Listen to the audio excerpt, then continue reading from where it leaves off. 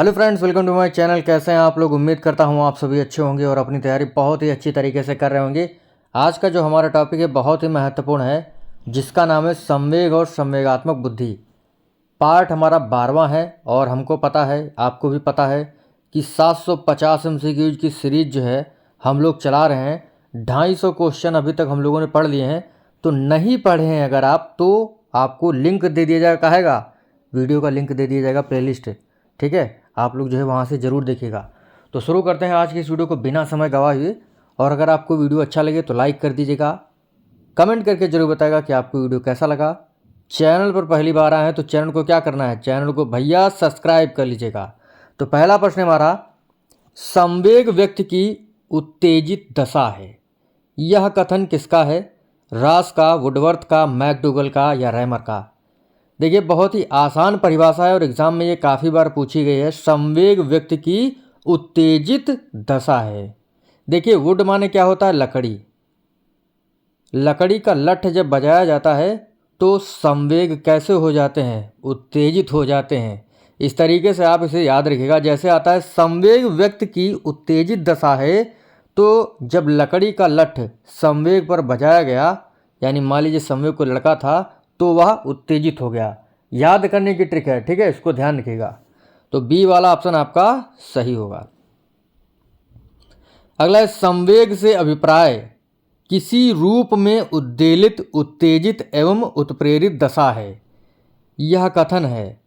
लिखा है संवेग से अभिप्राय किसी रूप में उद्वेलित, उत्तेजित एवं उत्प्रेरित दशा है। संवेग क्या है? मतलब कि संवेग जो है उद्वेलित, उत्तेजित एवं उत्प्रेरित दशा है। यह कथन किसका है? मैकडूगल, रास, जर्सिल्ड या फ्रायड का। तो इसको कैसे याद रख सकते हैं? जर्सिल्ड यानी जल जाना। तो जब जल जाते हैं तो क्या होते हैं? तो हम जो है उद्वेलित हो जाते हैं। मान लीजिए हम जल जाएं तो एकदम जो है उद्वेलित हो जाते हैं, उत्तेजित हो जाते हैं और उत्प्रेरित हो जाते हैं। अगर केवल उत्तेजित आता है तो आपका क्या होगा? वुडवर्थ। लेकिन 3 शब्द आते हैं, उद्वेलित, उत्तेजित एवं उत्प्रेरित, तो आपका जर्सिल्ड। अगला, संवेग शब्द का अभिप्राय है क्रोध और भय, स्नेह तथा प्रेम, उत्तेजना या भावों में उथल पुथल या उपरोक्त में से कोई नहीं। तो संवेग क्या होता है? संवेग होता है उत्तेजना या भावों में उथल पुथल। ठीक है, सी वाला ऑप्शन आपका सही होगा। संवेग का इंग्लिश मीनिंग क्या होता है? इमोशन। ठीक है, क्या होता है? इमोशन होता है। और इमोशन शब्द जो है लैटिन भाषा के इमोवेयर शब्द, किससे लिया गया है? इमोवेयर शब्द से लिया गया है। ठीक है, इसको आप लोग ध्यान रखिएगा। अगला प्रश्न है, संवेग की उत्पत्ति निम्न में से किससे होती है? आदतों से, मूल प्रवृत्तियों से, शारीरिक विकास से या संप्रत्ययों के निर्माण से? तो संवेग की उत्पत्ति किससे होती है भैया? ये होती है मूल प्रवृत्तियों से। जो हमारी मूल प्रवृत्तियां हैं उससे ही संवेग क्या होता है? उससे ही जो है क्या लेता है? जन्म लेता है संवेग। मूल प्रवृत्तियों से जुड़ा हुआ होता है आपका संवेग। अगला है, भय व क्रोध प्रकार हैं। क्रोध व भय किसके प्रकार हैं? अभिप्रेरणा, संवेग, परिकल्पना या मूल प्रवृत्ति? तो क्रोध और भय जो है ये आपके क्या हैं? संवेग हैं। क्या है भैया? संवेग हैं। अगला है, संवेग का वह कौन सा सिद्धांत इस विचार को मानता है कि संवेगात्मक अनुभव संवेगात्मक व्यवहार है? जेम्स लैंग सिद्धांत, हाइपोटोल्सिक सिद्धांत, सक्रियता सिद्धांत या अभिप्रेरण सिद्धांत? देखिए, ऐसा कौन सा सिद्धांत है जो कहता है संवेगात्मक अनुभव संवेगात्मक व्यवहार हैं? तो ये कहता है जेम्स लैंग सिद्धांत। अगला बहुत ही अच्छा प्रश्न है, व्यापक वफादारी, दया भावना में वृद्धि व मानसिक स्थिति में उतार चढ़ाव संबंधित है शारीरिक विकास की विशेषताओं से, संवेगात्मक विकास की विशेषताएं, सामाजिक विकास की विशेषताएं या सांस्कृतिक विकास की विशेषताएं? तो व्यापक वफादारी, दया भावना में वृद्धि व मानसिक स्थिति में उतार चढ़ाव, ये होता है संवेगात्मक विकास की विशेषताएं। अगला बहुत ही अच्छा प्रश्न है, स्पिनोजा ने संवेग को कितने भागों में बांटा था?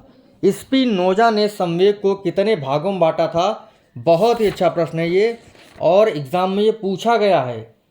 तो 3 भागों में बांटा था। कितने भागों में? 3 भागों में, यानी 3 प्रकार के संवेग बताए थे किसने? स्पिनोजा ने। कौन कौन से?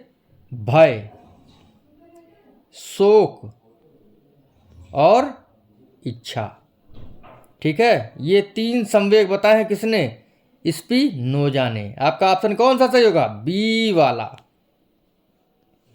अगला, रास ने संवेग को कितने भागों में बांटा है? तो ये भी भैया 3 भागों में बांटते हैं। कौन कौन से? ज्ञानात्मक संवेग, ज्ञानात्मक संवेग, ठीक है, भावात्मक संवेग, ठीक है, और क्रियात्मक संवेग। याद रखिएगा, एग्जाम में पूछा जाएगा। अगला है, शिशु के प्रति सहानुभूति एवं प्यार दुलार से किस संवेग की उत्पत्ति होती है? क्रोध, भय, अनुराग या आक्रामकता।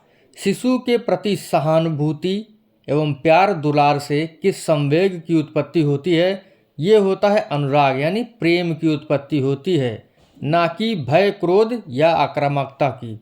तो थर्ड वाला ऑप्शन आपका सही है। अगला आपका प्रश्न है, संवेगात्मक क्रांति किस अवस्था से जुड़ा हुआ है?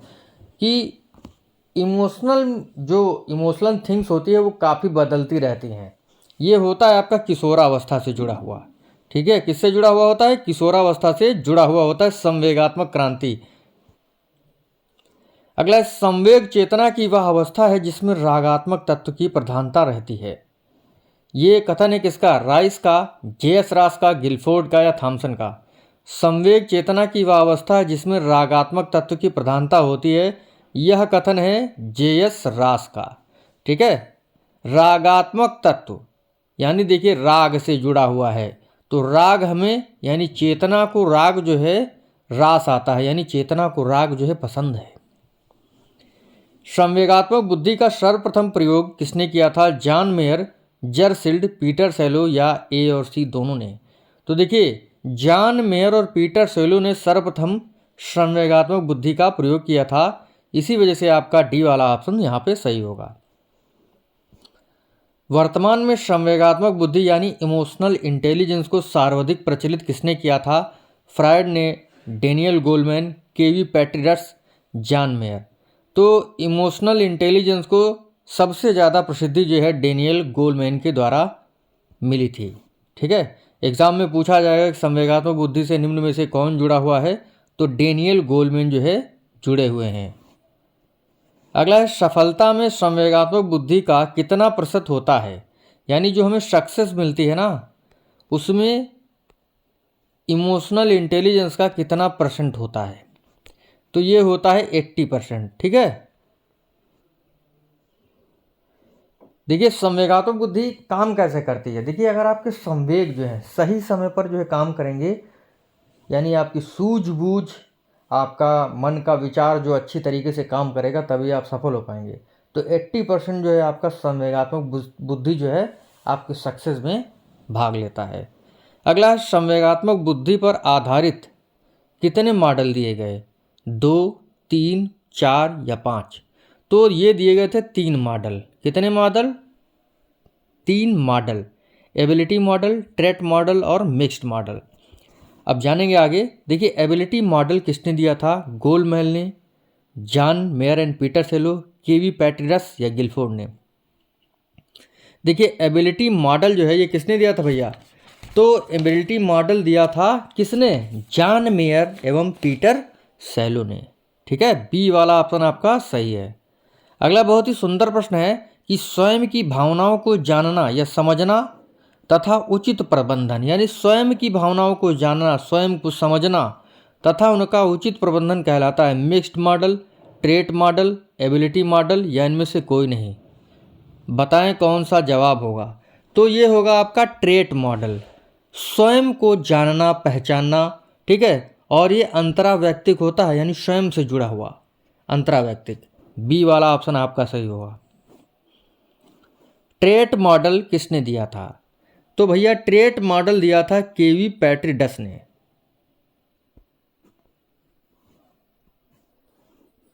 दूसरों की भावनाओं को जानना, समझना तथा उनका उचित प्रबंधन करना, यह किससे जुड़ा हुआ है? यानी दूसरे को बहुत अच्छी तरीके से समझना, ये जुड़ा हुआ है एबिलिटी मॉडल से। ठीक है, सी वाला ऑप्शन आपका सही होगा।